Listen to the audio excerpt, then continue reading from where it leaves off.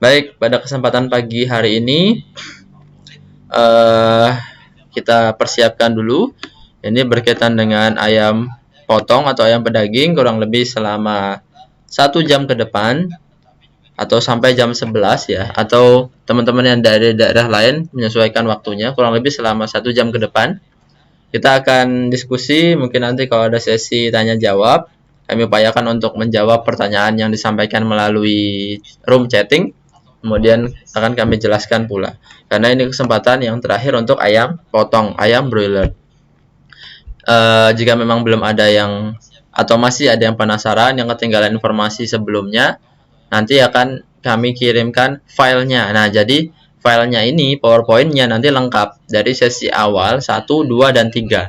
Jadi runtut dari awal sampai akhir itu berkaitan dengan sukses budidaya ayam potong dengan menggunakan teknologi NASA. Nah, jadi teman-teman bisa mendownload materinya, kemudian bisa menonton atau mempelajari materi tersebut melalui Facebook ini. Jadi nanti bisa dilihat di Facebooknya. Kalau mungkin ada yang hilang susah mencari videonya, memang beberapa ada yang kami rekam, kemudian saya publish di YouTube. Nah, teman-teman mungkin kalau ada yang belum tahu, di upload juga di YouTube TS peternakan, yaitu Rifki Dimas Aji TS. Teman-teman bisa juga cek di YouTube-nya. Kalau memang di Facebook ini mungkin agak tertimbun beberapa video. Nah, jadi di situ bukan hanya video ini, tapi juga ada beberapa berkaitan dengan peternakan. Silahkan bisa dilihat juga di sana. Baik, kita mulai kesempatan pagi hari ini.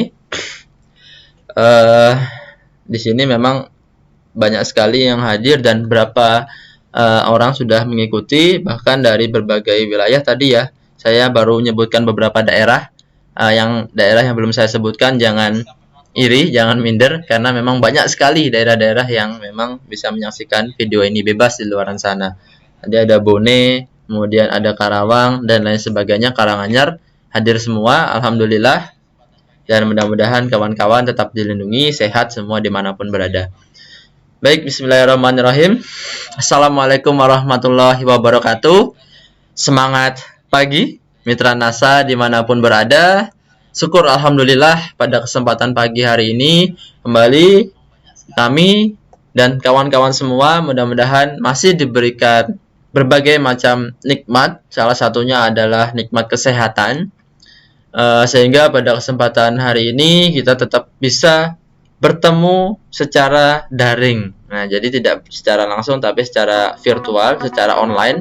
Mudah-mudahan tidak menyurutkan minat teman-teman sekalian untuk belajar, karena baru kemarin 2 hari yang lalu dihubungi oleh salah satu stokis dari Tulungagung. Beliau mengabarkan bahwa dengan adanya diskusi yang seperti ini, alhamdulillah bisa mendapatkan manfaat, sehingga salah satu peternak sapi perah di daerahnya meningkat jumlah susunya. Jadi yang namanya sapi perah itu produksi yang utama adalah susu. Nah, produksi susu bisa kita tingkatkan hanya dengan menggunakan beberapa kali teknologi NASA. Nah, jadi dari sini diskusinya apa, kemudian apa yang bisa diambil menjadi manfaat, diterapkan, ternyata memang memberikan efek yang luar biasa, sehingga peternak tersebut ikut menjadi bagian dari NASA melalui stokis yang ada di Tulungagung tersebut. Artinya mereka yakin karena sudah membuktikan sendiri. Mudah-mudahan ini salah satu awal membuka pintu, mengetuk pintu, sehingga mereka bisa membuka pintu-pintu yang lain, sehingga para peternak di daerah Tulungagung bisa memanfaatkannya. Nah, jadi ini baru satu contoh, banyak sekali daerah-daerah lain yang benar-benar bisa merasakan manfaat ini semua, sehingga kami harapkan teman-teman dimanapun berada nantinya juga akan mendapatkan rasa yang sama. Nah, sehingga kita sama-sama membantu, sama-sama jika ada teman-teman yang ingin bertanya keluh kesah bagian apa, apalagi teknologi NASA ini yang bagian peternakan sekarang hanya ada 2, apakah manfaatnya sama atau tidak dan lain sebagainya, bisa juga langsung tanyakan pada kami. Baik, sukses budidaya ayam potong. Nah, ini merupakan serial yang terakhir, yang ketiga. Jadi Di 2 seri yang sebelumnya, seri pertama kita sudah membahas yang berkaitan dengan basic atau awal atau dasar sekali dalam budidaya ayam broiler yang berkaitan dengan rasa cinta dan kasih sayang kita terhadap ternak ayam sehingga mereka menghasilkan produksi yang luar biasa. Nah, jadi kalau kita berkaitan dengan makhluk hidup, tentu kita harus juga menyertakan rasa. Nah, sehingga mereka pun pasti akan merasakan manfaat, merasakan kesenangan, sehingga mereka pasti memberikan rasa terima kasih terhadap pelaku ataupun peternaknya. Dengan apa rasa terima kasih tersebut? Kita atau ternak itu memberikan dengan produksi yang maksimal, baik itu daging, telur maupun susunya nanti. Nah, sehingga basic awal dari rasa cinta dan kasih sayang kemarin, harapannya teman-teman manfaatkan semua, rasakan semua sehingga produksi bisa terus bertambah. Nah, kenapa demikian? Kenapa harus ada rasa cinta dan kasih sayang? Nah, itu pembahasannya lengkap ada di sesi yang pertama. Nah, teman-teman yang belum sempat menyaksikan, silahkan menyaksikan yang pertama. Kemudian yang kedua, kita sudah masuk ke bagian manajemen pemeliharaan. Faktor-faktor yang berpengaruh itu ada beberapa. Dalam hal ini ada 5 titik poin, titik tekan yang kami sampaikan, plus 1 yang namanya basic juga, yaitu bibit atau DOC. Nah, itu juga diulas di sesi 1 dan kedua. Ada beberapa. Yang pertama kita bahas itu berkaitan dengan memilih bibit yang bagus, DOC yang bagus. Kemudian ketika sudah dapat, kita masukkan ke kandang. Dan di kandang itu bagaimana kita mengelolanya, itu juga ada di pembahasan sebelumnya. Ketika sudah masuk di kandang, apakah perlu pemanasan, apakah perlu kandang yang bagus seperti apa, dan lain sebagainya. Kemudian, selama mereka tumbuh, tentu ada beberapa faktor juga yang mempengaruhi.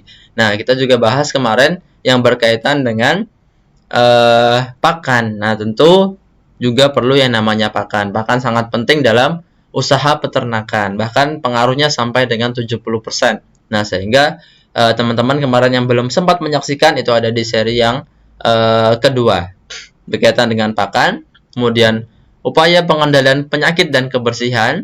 Pengendalian penyakit kita bisa gunakan dengan vaksinasi dan juga dengan biosecurity. Itu dua hal yang berbeda. Biosecurity mencegah dari luar, sedangkan vaksinasi itu dari dalam dengan divaksin, menawar atau melawan penyakitnya. Vaksinnya kalau untuk peternakan sudah ditemukan semua, berbeda dengan vaksin-vaksin yang masih terus dicari yang digunakan untuk virus yang selama ini ada, yaitu COVID-19. Nah, ini vaksinnya belum ditemukan sampai sekarang. Nah, sehingga penyakitnya pun masih ada. Nah, kalau untuk peternakan itu juga sudah ada vaksinnya masing-masing, sehingga perlu diterapkan sehingga tidak ada yang namanya virus atau penyakit yang berbahaya, yang sangat masif membunuhnya, yang sangat menular. Nah, sehingga itu semua bisa ditangani. Kemudian juga ada kebersihan dan pengendalian penyakit. Kemudian ada teknologi. Nah, ini sangat penting karena dengan teknologi semua bisa terkendalikan. Nah, teknologi apa? Ternyata bukan hanya teknologi yang bersifat fisik langsung, tetapi juga ada teknologi yang mampu meningkatkan pencernaan pakan, menambah nafsu makan, mengurangi bau kotoran kandang, dan lain sebagainya. Itu kita kupas di sesi kedua kemarin, yaitu dengan teknologi NASA. Nah, jadi lebih dalamnya ada di sesi kedua, dan seri yang ketiga ini kita lebih membahas tentang teknis budidaya. Nah, jadi teman-teman pahami bahwa ketika ayam masuk kandang, itu apa saja yang diperlakukan, itu akan kita bahas dari minggu ke minggu sampai dengan panen. Nah, sehingga dengan mengetahui ini, teman-teman bisa semakin yakin, paham, dan menjelaskan teknologi NASA itu lebih mudah. Karena kita nanti berikannya kan ke pakan atau ke air minum. Tentu pemberian ke air minum setiap fase berbeda pemberiannya. Nah, berapa air minum yang dibutuhkan ternak, kemudian dosisnya NASA seberapa, nanti kita akan sampaikan. Kemudian di awal juga nanti akan dijelaskan bahwa memang dalam budidaya itu ada beberapa yang harus diperhatikan. Nah, apa yang perlu diperhatikan yaitu beberapa dasar-dasar, baik itu tempat pakan, tempat air minum, kemudian dasar kandang. Nah, langsung saja kita lanjutkan di slide yang kedua, yaitu dari sukses budidaya ayam potong, alat dan perlengkapan kandang. Nah, jadi teman-teman di sini harus mengetahui apa yang harus ada di dalam kandang dahulu. Nah, ketika memang ternak itu sampai di kandang kita, kemarin kita bahas bahwa sudah disiapkan dulu. Jangan kemudian ternaknya baru datang, baru bersih-bersih, baru angkut-angkut, baru beres-beres. Tentu ternak akan merasa tidak nyaman. Sama seperti kita manusia, pindahan rumah, tentu kalau masih di awal perlu bersih-bersih, perlu ngangkut barang, menyusun barang-barang, dan lain sebagainya. Itu akan merasa lebih berat daripada kita datang itu dalam keadaan yang sudah siap, sudah bersih, kemudian sudah tersedia pakan dan air minumnya, kemudian ternak sudah merasa hangat. Tentu produksi di awal akan tinggi. Dan untuk ayam ini memang yang paling utama pertumbuhannya ada di awal. Nah, sehingga kemarin kita sampaikan kalau ibarat mobil balap, ayam ini adalah gasnya. Di awal itu adalah tancap gasnya. Jadi kalau dari awal itu sudah lambat, nah nanti ke depan juga akan lambat, sulit untuk mengejar. Tentu kalau kita dari startnya sudah bagus, lebih awal, nah ini tentu dia akan cepat juga. Karena kemarin kita ibaratkan bahwa cepat bergeraknya atau tumbuhnya cepat seperti F1 lah, dibanding dengan mobil-mobil biasa di jalan. Nah, sehingga kalau ketemu polisi tidur contohnya, siapa yang akan celaka? Nah, tentu yang cepat ini, apalagi ketemu halangan lainnya. Pasti kalau tabrakan, kecelakaan, yang berbahaya adalah yang ngebut, yang cepat. Nah, sehingga pengendaliannya harus dikendalikan secara sungguh-sungguh, secara fokus, intensif. Nah, itu yang namanya budidaya ayam broiler. Nah, untuk alas kandang, nah ini teman-teman bisa lihat, alas kandang disebut juga yang namanya liter. Nah, jadi kalau berkunjung ke peternakan, teman-teman bisa tanya langsung, Pak, ini liternya dari apa? Liter itu mereka sudah tahu, liter itu adalah alas kandang. Liter umumnya dari 3 bahan. Nah, yang pertama yang paling sering digunakan adalah sekam. Nah, yang paling sering adalah sekam dan serbuk gergaji. Nah, jadi ada 2. Jadi serbuk gergaji yang sudah halus itu dan juga sekam itu paling umum digunakan sebagai alas kandang bagi peternakan ayam. Nah, jadi ditebarkan kemudian diratakan. Nah, itu sangat bagus untuk penyerapan kotorannya. Nah, jadi mengapa perlu diserap? Karena memang ayam ini dia mengeluarkan atau metabolismenya sangat cepat, sehingga cepat sekali mengeluarkan kotorannya. Yang kemarin, yang tadi belum sempat kering, sudah keluar lagi. Nah, sehingga basahnya makin menumpuk, sehingga perlu ada yang namanya penyerap. Siapa yang akan menyerap? Yaitu alas kandangnya, yaitu liter. Nah, jadi liternya ini nanti disusun tebalnya seberapa, kemudian di sesi-sesi akhir budidaya perlu diganti atau dibalik. Nah, jadi ini beberapa trik-trik juga bahwa memang dalam budidaya jangan sampai kotor. Penyerapan ini memang salah satu tujuannya untuk menghindari ternak dari yang namanya penyakit disebabkan oleh pernafasan. Banyak sekali penyakit ternak yang disebabkan oleh bau atau aroma kandang, yaitu aroma kandang itu kan disebabkan oleh gas amonia. Tentu ketika gas amonia ke udara menyebabkan bau. Nah, ketika ternak itu mengeluarkan kotorannya yang cair maupun yang basah, otomatis kalau kita sudah serap dengan baik, maka yang bebas ke udara akan berkurang. Nah, tentu kita sudah siapkan juga bagaimana caranya mengeluarkan atau mengurangi pakan dan kotoran ternak ini dengan minimal sekali, dengan mengurangi bau. Nah, tetapi itu juga harus dibarengi dengan pengelolaan lingkungan yang bagus, yaitu dengan tadi yang namanya liter. Nah, jadi ketika sudah dikeluarkan perlu diserap. Nah, mengapa tadi serbuk gergaji dan juga sekam? Tentu karena penyerapannya baik, penyerapannya tinggi. Nah, tetapi ciri yang sangat sederhana untuk mengecek bahwa lingkungan dasarnya bagus adalah kita duduk menyesuaikan, jongkok menyesuaikan dengan tinggi ayamnya. Nah, kemudian kita cium bau kandangnya. Nah, kita cium aroma-aroma kandangnya. Tentu kalau sudah kalau sudah kerasa baunya, tentu ini sudah menjadi evaluasi. Perlu ditambahkan lagi di atasnya atau dibalik. Nah, yang di bawah jadi di atas. Nah, jadi jarang yang menghabiskan semuanya diisi yang baru, tetapi umumnya adalah disebarkan lagi yang baru. Nah, jadi begitu kita jongkok, kita sudah sepantaran dengan ayam. Nah, tentu kita cium baunya sudah terasa bau, tentu itu sudah kendala. Nah, si ayam ini memang penciumannya agak rendah. Jadi, kalau kita sudah nyium bau, ayam itu sebetulnya belum begitu bau. Tetapi, rasa rangsangan sakit terhadap baunya itu lebih tinggi. Nah, sehingga mereka seringkali kurang sadar. Ternyata kandang sudah bau, tetapi tahu-tahu sakit. Nah, si ayam ini ya. Tetapi kalau ayam sudah merasakan bau, pasti dia sudah sakit. Karena zat-zat sarafnya itu rentan terhadap aroma, khususnya amonia. Sehingga penyakit penyebab pernafasan sangat tinggi. Apa contohnya? Yaitu ND. Umumnya ND, umumnya adalah flu. Sempat ada flu burung ya dulu, sangat berbahaya. Sekarang sudah ditemukan obatnya. Kemudian ada juga CRD, nah penyakit-penyakit pernafasan. Kemudian ada snot, korisa, dan lain sebagainya. Itu memang karena gas amonia ini menyakitkan bagi mereka, sehingga perlu ada penyerapan yang baik, yang bagus. Nah, sehingga perlu ada pengendalian bagi alas kandang.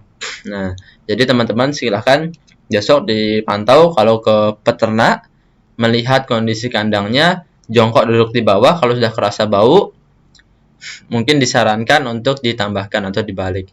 Nah, dan di akhir budidaya umumnya dasar atau liter ini masih bisa memiliki harga jual karena dapat menghasilkan pupuk. Begitu selesai, tentu itu adalah timbunan kotoran dan sudah basah, tinggal diperam, ini sudah menjadi pupuk kompos. Nah, jadi seringkali masih bisa dimanfaatkan. Nah, alas kandang tadi ternyata bukan cuman sekam dan juga serbuk gergaji, tetapi ada beberapa. Memang beberapa daerah memanfaatkan apa yang ada di sana. Ada juga yang menggunakan jerami, ada juga yang menggunakan pasir. Nah, jadi tetap menyesuaikan apa yang ada di lokasinya. Kemudian yang selanjutnya adalah tempat minum. Nah, jadi teman-teman juga harus mengetahui bahwa memang ada yang namanya tempat atau zona khusus tempat pemberian pakan dan air minum. Nah, jadi kalau untuk ayam yang baru awal itu tidak perlu digantung ya, tidak perlu seperti ini diberinya. Kalaupun digantung, berikan yang terdekat, paling tidak sedadanya. Nah, sehingga ayam itu bisa untuk minum air minumnya. Nah, jadi tetap kita menyesuaikan kondisi ayam.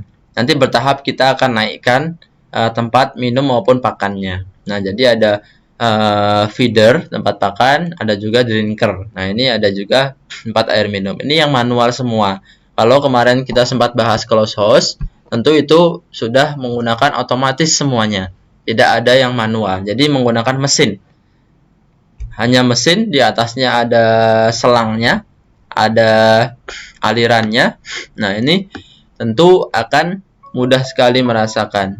Nah, jadi seperti itu teman-teman dari manajemen di awal. Kemudian untuk yang selanjutnya, ini adalah teknis pemeliharaan ayam tadi yang sempat kami sampaikan. Jadi di awal-awal minggu, jadi nanti akan kita bahas dari minggu pertama sampai dengan ke-5, sampai dengan panen. Di minggu pertama ini kita bisa berikan pakan secukupnya. Kurang lebih umumnya ini adalah yang kami sampaikan data yang umum yang beredar luas. SOP dari budidaya ayam broiler. Nah, umumnya di awal itu pemberian pakan itu sangat sedikit. Cukup 17 gram per ekor. Nah, itu per harinya. Nah, atau 1,7 kilogram untuk 100 ekor ayam. Nah, jadi pemberian ini menyesuaikan dengan populasinya. Pemberian pakan di awal-awal, di minggu awal tentu dengan kualitas yang bagus. Di sesi yang kedua kemarin kita bahas tentang pakan juga. Di sana ada pembagian pakan antara minggu 1, minggu 2, minggu 3. Nah, jadi memang di awal ini protein yang dibutuhkan sangat tinggi. Ini sampai dengan 24%, 22 sampai 24%. Yang paling umum kemarin kita sampaikan ada yang namanya 511, BR1. Banyak sekali beberapa jenis pakan di luar sana yang sudah mencukupi nilai nutrisi ayam. Nah, kemudian bukan cuma pakan, ternyata di minggu di fase awal ini ada yang namanya vaksinasi. Nah, ini umum dilakukan juga. Vaksin itu dilakukan umumnya ada 3 cara. Nah, ini cara-cara ini bisa dipilih, tidak harus semuanya dilakukan. Karena yang tidak biasa menyuntik kadang repot, takut, dan seringkali malah bahaya. Nah, jadi ada beberapa pilihan yang lain. Ada dengan diberikan ke air minum, ada juga yang dilakukan dengan tetes mata. Nah, jadi teman-teman bisa lakukan yang bisa saja, yang mudah. Jadi, vaksin di awal ini umumnya untuk mengantisipasi penyakit yang namanya ND. Jadi vaksinnya vaksin ND, Newcastle disease, atau penyakit tetelo kalau bahasa Jawanya, bahasa serapan kita tetelo. Kemudian cirinya kepalanya itu muter-muter biasanya. Kalau udah sakit itu sangat bahaya. Itu mati kurang dari 2 jam bisa, dan banyak menyebarkan ke wilayah-wilayah sekitar kandang. Kandang yang lain juga bisa menular. Sehingga penanganan perlu dilakukan dengan cara vaksinasi. Umumnya di hari ke-5. Kemudian pemberian air minum. Nah, ini untuk ternak yang baru datang, DOC yang baru datang, ketika kita beli ayam, kemudian kita berikan di kandang ayam, tentu sudah ada yang namanya pemanas. Pemanas ayam. Karena ayam yang baru datang itu mereka belum punya baju, belum memiliki pakaian, sehingga masih merasa dingin. Tentu kita berikan pemanas. Nah, karena memang suhu tubuhnya tinggi, kita berikan pemanas untuk membantu menghangatkan. Kemudian juga langsung diberikan air minum yang sudah dicampurkan dengan air gula. Nah, ini sangat umum dilakukan oleh para peternak. Karena apa? Karena ketika dalam perjalanan itu ternak akan mudah sekali yang namanya kekurangan cairan, nutrisi. Nah, sehingga kita harus kembalikan secara cepat dengan tambahan glukosa, dengan air gula, campuran air gula. Nah, di fase ini juga sudah langsung bisa kita berikan campuran dari teknologi NASA. Nah, baik itu POC ditambah dengan hormonik, diambil 1 tutup untuk 5 liter ataupun 10 liter, itu tidak masalah, dicampur dengan air gulanya. Nah, sehingga pemberian ini menjadi efektif. Selain air gula juga menggunakan teknologi NASA. Sehingga dari awal ketika ternak itu sedang lelah, sudah capek perjalanan jauh dari hatchery atau dari penetasan sampai dengan kandang kita, tentu harus ada zat yang mempercepat mengembalikan daya tahan tubuhnya, sehingga perlu campurannya. Nah, oleh karena itu, teman-teman bisa langsung berikan atau langsung siapkan air gula yang sudah dicampur dengan teknologi NASA. Kemudian, berapa banyak air minumnya? Nah, di fase awal ini membutuhkan air yang tidak begitu banyak. Jumlah air minum di fase-fase awal adalah cukup 1,8 liter per hari kalau di kandang ada 100 ekor. Nah, jadi kalau gula kita berikan 50 gram per liter air, kurang lebih butuh 100 gram. Dan kalau Viterna atau POC atau harmonik, itu kita biasa berikan 1 tutup untuk 10 liter. Nah, itu cukup. Sementara kita berikan 1 tutup itu dicampur dengan 5 liter. Nah, agar lebih maksimal. tidak apa-apa. 5 liter atau 10 liter pun tidak apa-apa. Cuman memang beberapa hasil semakin banyak semakin bagus. Nah, tapi tetap menghitungkan cost-nya nanti. Nah, kalau ada 1000 ekor, berarti tinggal ditambah 10 dikali 10 kalinya, yaitu kurang lebih 18 liter. Nah, jadi kebutuhan air, kebutuhan NASA menyesuaikan kebutuhan air minumnya, hariannya. Karena sering sekali banyak yang bertanya, Pak, apa tidak ditambahkan dosisnya di hari minggu kedua, ketiga, keempat karena ternak semakin besar? Nah, tentu kalau ternak semakin besar, konsumsi air minumnya juga akan semakin banyak. Nah, sehingga ketika air makin banyak, tentu membutuhkan NASA juga yang semakin banyak. Karena tadi 10 liter air itu satu tutup. Tentu kalau sudah 100 liter jadi 10 tutup. Nanti akan kita lihat di minggu kedua, ketiga, keempat, dan kelima berapa jumlah air minumnya. Nah, sehingga kurang lebih hampir bisa kita simpulkan kalau kita pelihara 1000 ekor sampai dengan panen paling tidak membutuhkan antara 6 botol teknologi NASA. Nah, sehingga teman-teman nanti juga bisa menghitung sendiri kebutuhan air per minggu seberapa, kemudian nanti dihitung dengan NASA-nya butuh berapa. Nah, sehingga tidak ada yang bingung lagi berapa dosisnya, kemudian mengapa sama saja sampai dengan akhir. Nah, ini adalah minggu yang kedua. Pakan memang sudah bertambah. Nah, jadi semakin besar ayam tentu membutuhkan pakan yang semakin banyak. Pakan sudah 43 gram per hari per ekor atau 4,3 kg untuk 100 ekor ayam. Nah, jadi kalau 1000 ekor 43 kilo. Nah, jadi seperti itu teman-teman, kebutuhan pakan dan kebutuhan airnya. Di minggu kedua pun sudah meningkat. Air minum butuh 3,1 liter per hari. Nah, ini kalau 100 ekor. Tadi kan 1,8, hampir 2 kali lipatnya. Tentu pemberian NASA pun nantinya akan menjadi 2 kali lipatnya. Nah, sehingga kebutuhan air minum ini yang perlu kita kendalikan. Karena ayam itu sukanya minum, sukanya air minum. Apalagi kalau kondisinya itu panas, kondisinya sedang panas. Kemudian di minggu yang ketiga atau di hari yang ke-15 sampai 21 hari itu pakannya juga akan meningkat. Air minum juga akan meningkat. Nah, jadi di minggu ketiga ini atau 15 sampai 21 hari ini juga ada yang namanya vaksinasi. Nah, jadi umumnya vaksin ini dilakukan selama 3 kali, tetapi tetap menyesuaikan manajemen pemeliharaan dari para peternak yang ada. Ada yang hanya sekali, ada yang 3 kali, ada yang lebih dari 3 kali pun ada beberapa. Nah, sehingga tetap harus mengkondisikan. Di minggu yang ketiga ini kita berikan biasanya vaksin yang namanya vaksin IBD. IBD ini biasa kita sebut dengan gumboro. Nah, atau gumboro. Gumboro ini penyakit yang juga berbahaya. Bursal disease IBD itu bursal disease BD. Nah, itu menyerang dari organ-organ. Nah, sehingga yang disebabkan oleh virus ini juga berbahaya, perlu yang dilakukan yang namanya vaksinasi. Nah, umur 15 atau 21 ini dilakukan vaksinasi. Nah, di umur 15 ini biasanya dilakukan tadi gumboro. Dan di hari ke-21 ini dilakukan vaksin ND yang kedua. Nah, jadi di minggu ketiga ini vaksinnya 2 kali, di hari yang ke-15 dan hari ke-21. Nah, ini yang umum dilakukan untuk mencegah datangnya penyakit yang disebabkan oleh gumboro dan juga oleh ND.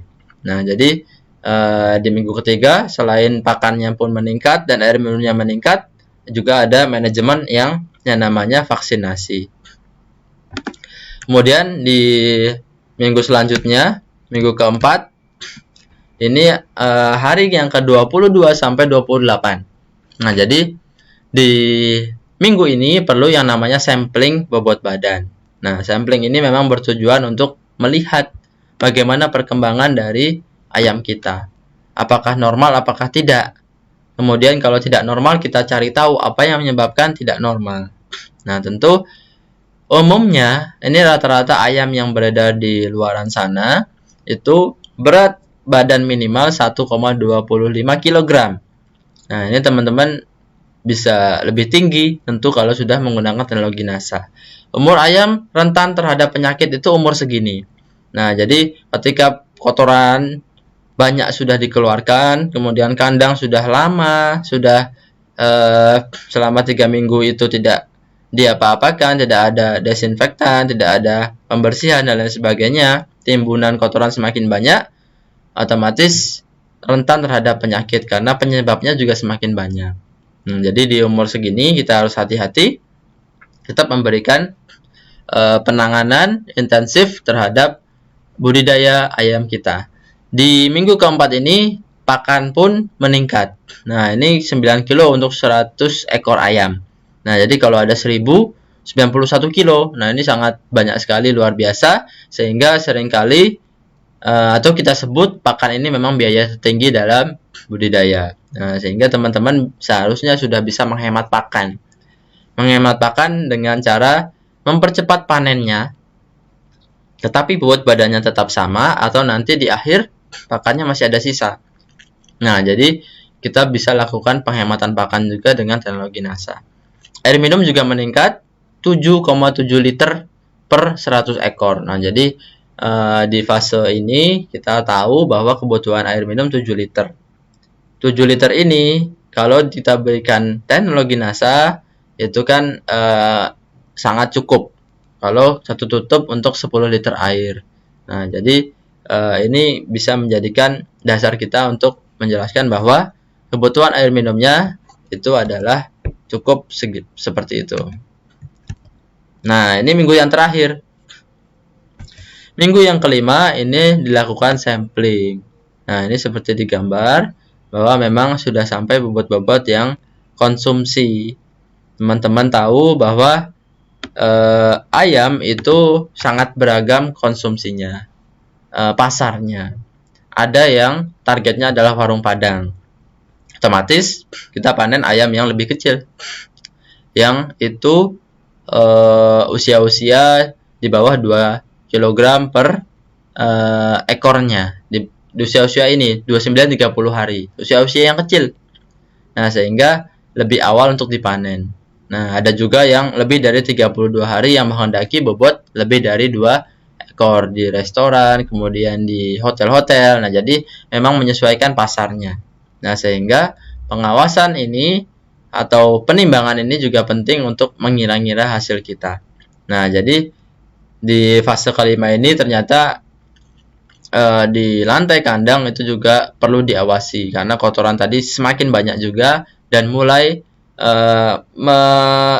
berkurang karena memang sudah terikat dengan air, otomatis dia akan menjadi kecil, lebih kecil. Nah, ini akan menjadi tidak baik kalau tidak kita tambahkan atau kita balik atau bahkan kita kurangi dan isi yang baru. Nah, ini tidak baik karena memang penyakit sudah banyak sekali karena itu timbunan dari kotoran ayam. Kemudian di minggu yang kelima ini pakan ayam juga semakin bertambah. Dan di akhir-akhir ini tidak memerlukan pakan dengan kualitas yang sebaik dari minggu yang pertama tadi. Bisa kita kurangi kualitasnya.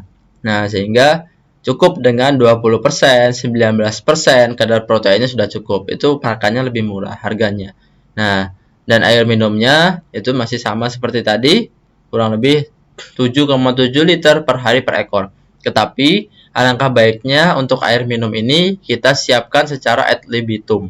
Ad libitum itu adalah memberikan secara terus-menerus, bebas, selalu tersedia. Nah, jadi si ayam ini akan terus minum, itu sangat baik juga untuk tubuhnya.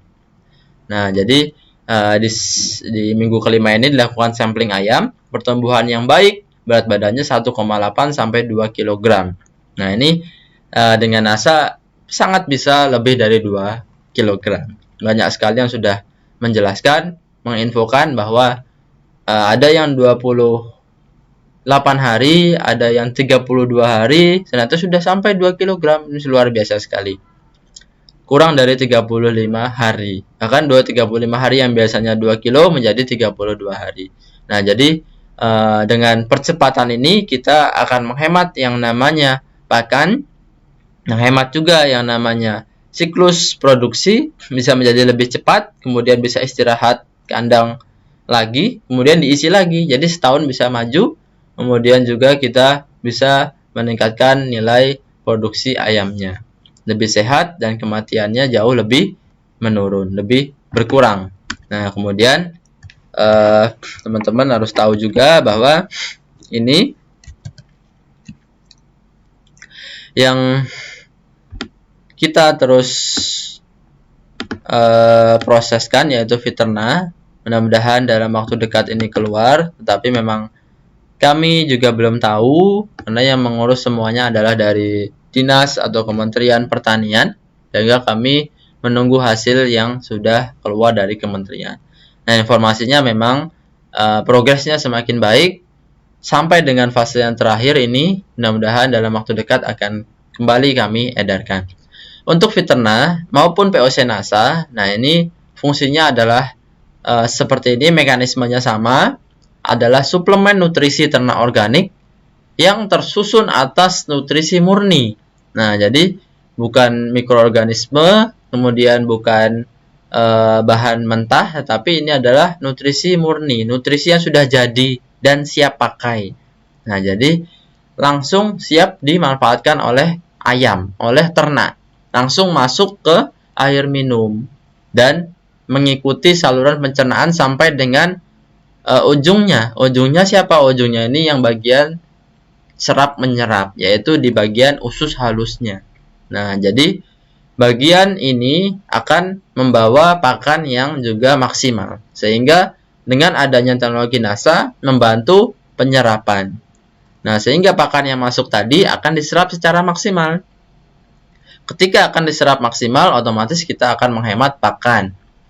Kenapa? Karena tidak banyak pakan yang terbuang. Kemudian, ketika tidak banyak pakan yang terbuang, tentu bisa mengurangi bau, mengurangi kotoran ayam.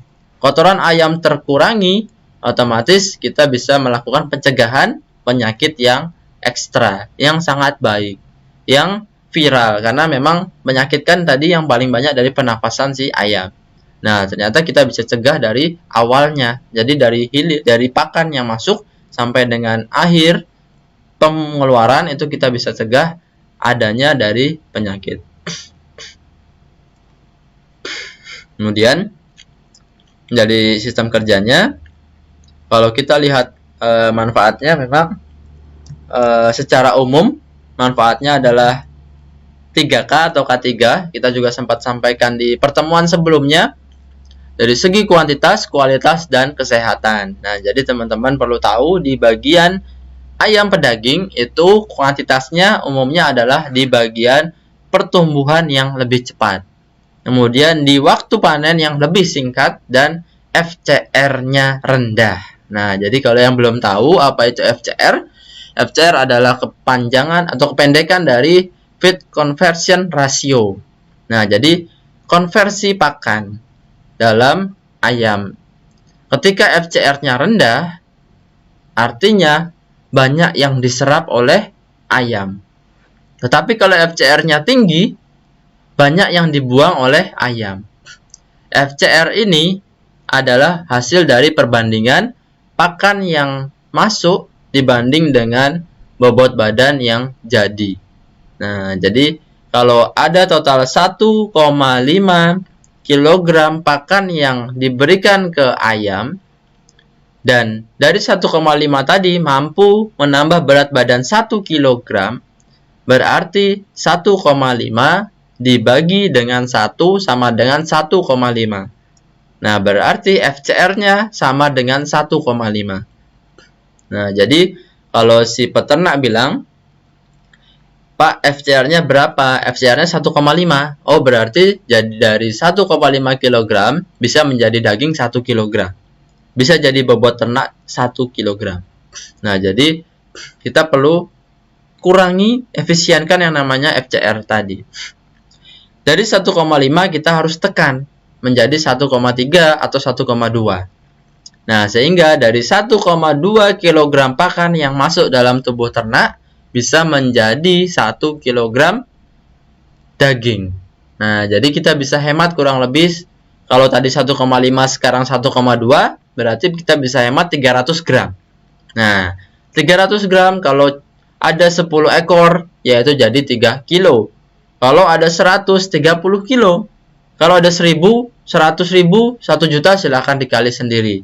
Nah, dikali lagi dengan harga pakan yang sekarang kurang lebih sekitar 400 sampai 450.000 per 50 kilo per saknya, atau kurang lebih 8.000 per kilo. Kalau kita bisa hemat sampai dengan 30 kilo, berarti kita hemat kurang lebih ada 240.000. Nah, kalau 300 kilo 3.000, 3 ton, silahkan dikali sendiri. Nah, jadi memang perlu kita lakukan teknologi yang sangat dibutuhkan oleh para peternak. Ternyata bukan hanya kuantitas, tetapi juga ada kualitas. Kualitas ini ada dari beberapa aspek.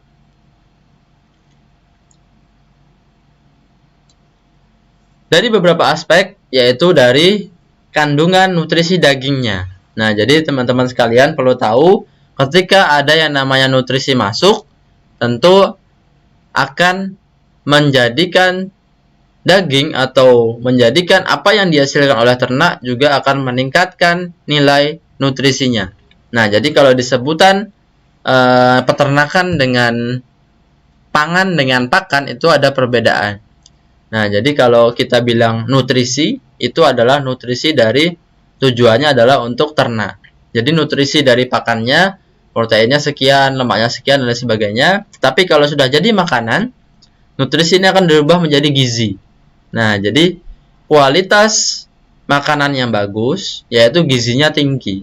Dan kualitas daging yang bagus, atau nilai gizi dari daging, itu ditentukan oleh nilai proteinnya. Sehingga ketika proteinnya tinggi, otomatis nilai gizinya tinggi. Sehingga kualitasnya bagus.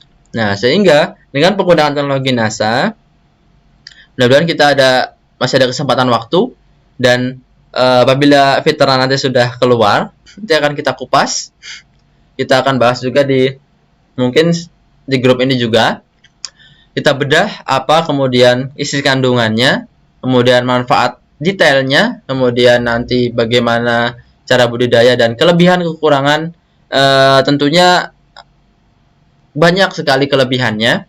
Kemudian nanti akan kita bahas di seperti ini juga. Nah, sehingga kita dapatkan bahwa dari kandungan salah satunya adalah protein atau asam amino. Nah, sehingga ketika tadi masuk dalam tubuh ternak, terkonversi menjadi daging, otomatis menjadi daging yang proteinnya tinggi atau nilai nutrisinya tinggi. Nah, sehingga kadar protein daging menjadi meningkat. Nah, ternyata dalam tubuh ternak itu bukan hanya daging, tetapi juga ada yang lain. Ada lemak, kemudian ada organ-organ yang tidak dibutuhkan ketika sudah dipotong. Nah, ternyata yang ditekan bukan hanya yang ditingkatkan itu ternyata protein, tetapi ada yang harus dikorbankan, dikurangi. Karena dalam 100% kandungan unsur dari nilai nutrisi tadi, itu salah satunya ada lemaknya. Jadi ada protein, ada lemak, ada karbohidrat, kemudian ada sumber gizi yang lain, itu totalnya 100%.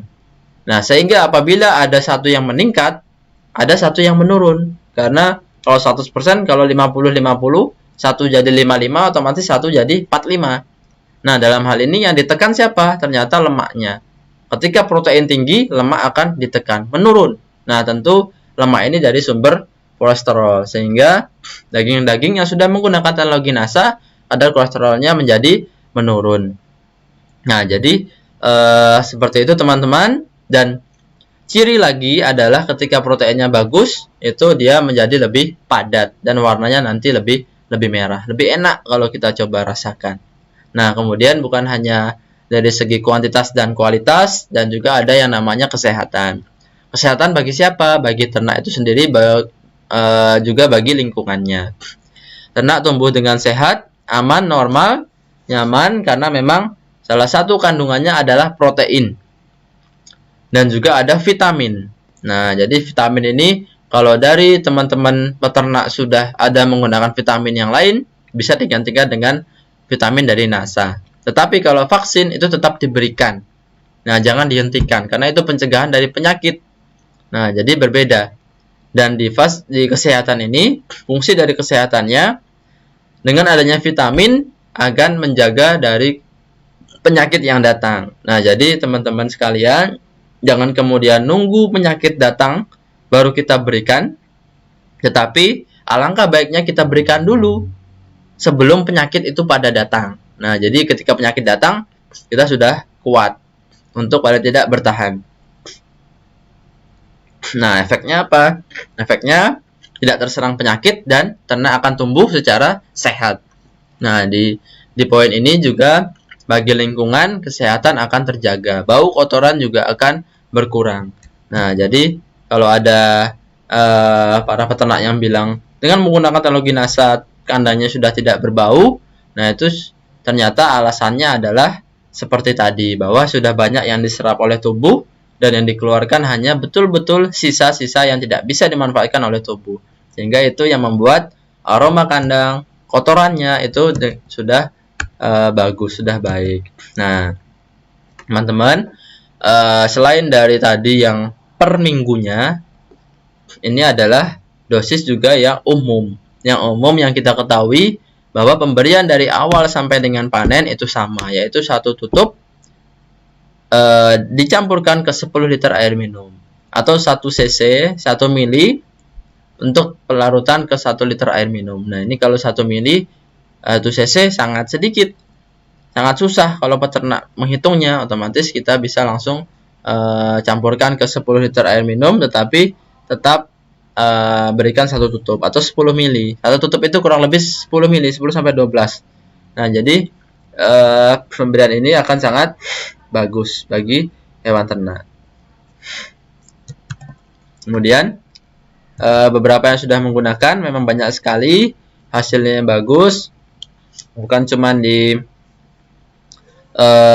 kondisi yang normal, tetapi beberapa tidak normal. Maksudnya adalah yang tadinya kandang-kandangnya terserang penyakit, setelah dengan menggunakan teknologi NASA ternyata membantu untuk menjaga kekebalan tubuh sehingga ternaknya sudah tidak mudah terserang penyakit lagi. Nah, jadi memang apabila sudah ada yang di kandangnya itu ada yang sampai dengan endemik itu penyakit yang sudah menetap di sana dan sudah dibunuh berapa kali, ternyata masih sering muncul, ternyata bisa untuk membantu. Di beberapa daerah juga banyak yang bisa menanganinya. Bukan hanya produksi bagus, tetapi bisa mencegah dari yang namanya penyakit. Dan yang teman-teman saksikan di layar sekarang yaitu kondisi kualitas dari daging ayam. Nah, ini jelas bahwa memang terlihat lebih bagus daripada tidak menggunakan. Yang menggunakan dia lebih padat, cerah, tidak lembek, tinggi protein, dan yang tidak menggunakan ini lebih lembek. Nah, warnanya curang cerah, tidak kompak, tidak padat, tinggi kolesterol. Nah, ternyata setelah kita lakukan proses yang namanya pengujian juga, itu menunjukkan bahwa kadar protein meningkat setelah menggunakan teknologi NASA. Berbeda dengan yang tidak menggunakan. Nah, dan seperti yang tadi kita diskusikan bahwa kadar kolesterol pun menurun. Nah, jadi kita bisa lihat, saksikan juga proteinnya meningkat, lemaknya menurun, kolesterolnya menurun. Yang menggunakan 22%, yang tidak menggunakan 20%. Nah, jadi ada kenaikan 20% dari kadar proteinnya. Tentu ini akan meningkatkan nilai gizi yang sudah menggunakan dari teknologi NASA. Kemudian kalau kita lihat tadi kotorannya, nah ini kotorannya setelah kita ujikan juga, kadar dari amonia itu sangat berkurang. Nah, jadi kalau sekarang juga lagi rame, lagi viral yang peledakan di Lebanon itu juga ada amonianya, tentu memang ini adalah gas. Nah, jadi kalau kita kurangi, kita tekan, nah ternyata juga bisa mengurangi dampak dari lingkungan. Karena memang penyebab dari penyakit pernafasan itu adalah gas amonia. Bukan hanya dari bau, tetapi juga kalau bagi ayam itu menyakitkan. Nah, jadi cara sederhana tadi kita jongkok, kita sepantaran dengan ayam. Apabila kita sudah mencium baunya, otomatis itu menjadikan rambu-rambu harus kita kelola dari liternya, alas kandangnya. Nah, jadi perlu ditambahkan liter atau dibalik liternya. Kalau bagi ayam belum bau itu tetapi sudah dirasakan saraf-sarafnya sehingga merasakan sakit. Nah, ini bisa menjadi bahaya. Nah, dan sudah menggunakan Viterna itu kadar amonianya berkurang 0,30%. Berbeda dengan yang menggunakan Viterna 0,58%. Jadi ada selisih kurang lebih 0,28%. Nah, ini sudah sangat berkurang, mengurangi bau aroma kandang. Nah, kalau yang sering atau yang jarang berada di kandang, nah ini kalau yang jarang yang ada di kandang bilang kalau di kandang ayam itu masih bau. Nah, jadi yang bilang kalau kandang sudah tidak berbau itu umumnya adalah para peternak yang sehari-hari hidupnya atau berada di kandang, merasakan antara baunya yang luar biasa dengan yang sudah berkurang tadi. Sehingga kalau kita secara umum biasanya bilangnya masih bau, tetapi bagi mereka yang sehari-hari di sana sudah sangat berkurang, bahkan sudah tidak berbau. Nah, jadi seperti itu teman-teman sekalian. Monggo apabila yang ingin bertanya, bisa langsung melihat di room chatnya sehingga diketikkan, atau juga melihat di layar untuk menghubungi ke nomor kontak konsultasi kami yang ada. Untuk peternakan itu kode belakangnya 004 0811 2792 004. Untuk bertanya apapun boleh, ternak apapun boleh, ternak ayam, sapi, domba, bebek dan lain sebagainya silahkan, baik itu menanya berkaitan dengan peternakan maupun perikanan. Jadi boleh saja silahkan menanyakan langsung. Apabila di dalam grup ini, di dalam komentar yang teman-teman tuliskan belum sempat terjawab, bisa langsung menanyakan di kontak konsultasi kami yang ada tersebut 0811 2792 004. Silahkan dicatat atau dihubungi nanti apabila ada pertanyaan. Baik, teman-teman, itulah serial dari 3 sesi yang kami sampaikan berkaitan dengan ayam broiler. Insya Allah materi setelah ini akan kami kirimkan dalam bentuk PDF dalam grup pertanian organik NASA. File adalah dari awal sampai dengan akhir. Nah, jadi teman-teman bisa download, kemudian bisa mempelajari, sekaligus kalau mau menyaksikan ulang silahkan sambil melihat PowerPoint-nya sambil mendengarkan. Sekian, terima kasih. Apabila ada pertanyaan silahkan disampaikan melalui komentar.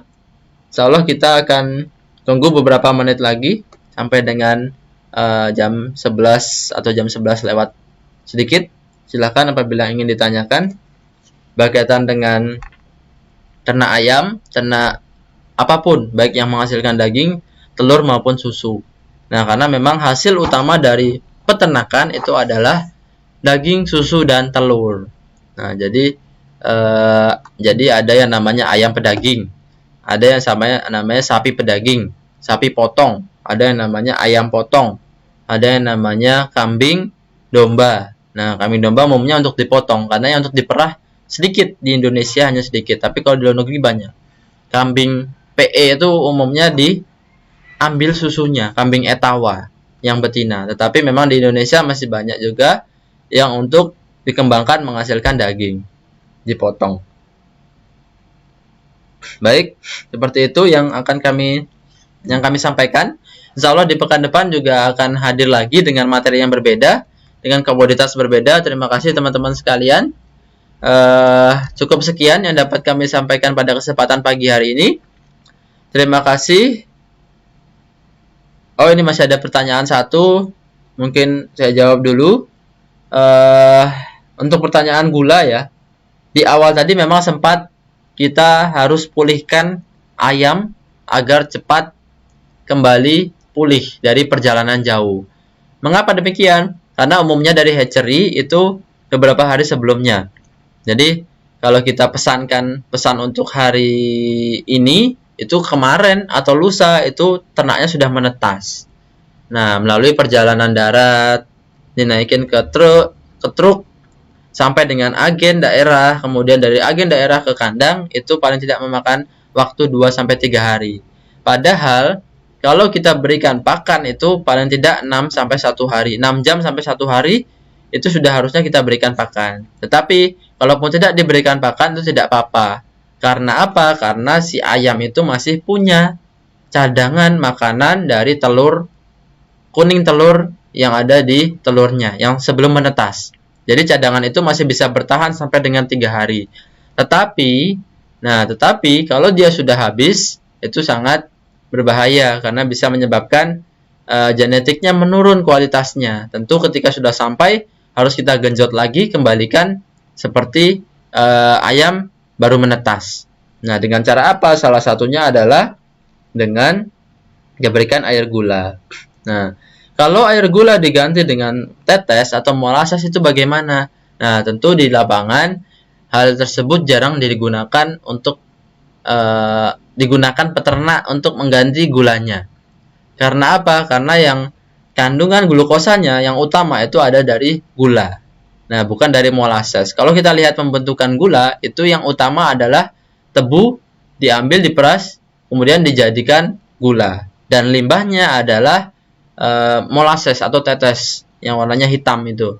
Nah, walaupun ada kadar glukosa, tetapi memang itu hasil dari akhir sampingan, sehingga dikhawatirkan akan berbahaya. Berbeda kalau kita bikin pakan fermentasi atau kita bikin molasses kita campur dalam air kolam. Nah, sehingga itu tidak langsung ke tubuh ternak, tetapi ini langsung diberikan ke ayam broiler yang masih bayi, masih kecil. Tentu kalau ayam masih kecil, kita masih kecil, sangat rentan yang namanya penyakit. Nah, sehingga sebaiknya tetap kita berikan air gula, sehingga itu semua tidak berbahaya. Kemudian, kalau misalnya penggunaan produk dari NASA terlalu banyak atau berlebihan, apa lebih bagus atau tidak? Nah, ini mana tadi? Nah, ini teknologi NASA yang berlebihan itu tidak apa-apa. Jadi dosis idealnya minimalnya sudah kami cantumkan, yaitu 1 tutup per ekor per hari tadi. Kemudian 1 tutup per 10 liter air minum diberikan setiap hari sesuai dengan air minumnya, itu sudah dosis yang optimal. Untuk lebih dan kurangnya, tentu kalau kurang nanti kurang bagus ya, tetapi kalau lebih, beberapa peternak merasakan manfaat juga yang lebih. Nah, sehingga tidak masalah, justru malah bisa lebih bagus. Tentu tetap ada kadarnya. Dan setiap ternak itu mempunyai kepekaannya masing-masing terhadap zat-zat yang berlebihan. Kalian tidak 2 kali lipat sampai 3 kali lipatnya tidak apa-apa, tidak berbahaya. Nah, jadi seperti itu Pak Ahmad Yani. Nah, ini yang tanya. Kemudian kalau dikasih pakan jagung bisa stres nggak Pak? Tentu kalau ayam, itu yang utama adalah ayam makannya jagung Pak. Nah, Bu Mariati, oh makannya jagung Bu. Nah, jadi yang utama adalah makan jagung. Karena apa? Karena kebutuhan energi ayam itu tinggi. Kurang lebih tadi sekitar 3000 kcal. Energi yang tinggi itu dipenuhi dari siapa? Yang paling tinggi pakannya adalah dari pakan yang disumberkan dari jagung. Nah, jadi jagung ini umumnya adalah 50% dari campuran pakan ayam yang di pabrikan sana. Jadi dari campuran antara katul, polar, kemudian ada vitamin-vitamin, asam amino macam-macam yang dari pakan jadi pabrik itu, kemudian 45-50%-nya adalah jagung giling halus. Nah, jadi itu yang diberikan kepada ayam karena meningkatkan nilai energinya, menjadikan sumber energi bagi ayam. Karena kalau ayam butuhnya energi adalah 3000 sampai dengan 3100, sedangkan jagung 3300. Nah, jadi sudah melebihi tetapi dikurangi dengan campuran yang lain sumber protein. Jadi dalam sesi atau penyampaian di sebelumnya sempat kami sampaikan juga berbagai klasifikasi bahan pakan. Nah, bahan pakan sumber energi yaitu salah satunya adalah jagung. Tetapi proteinnya dia rendah. Nah, jadi dilengkapi dengan nilai proteinnya tinggi tetapi yang energinya rendah dari bahan yang lain seperti bungkil-bungkilan. Jadi tidak apa-apa. Baik, seperti itu yang dapat kami sampaikan.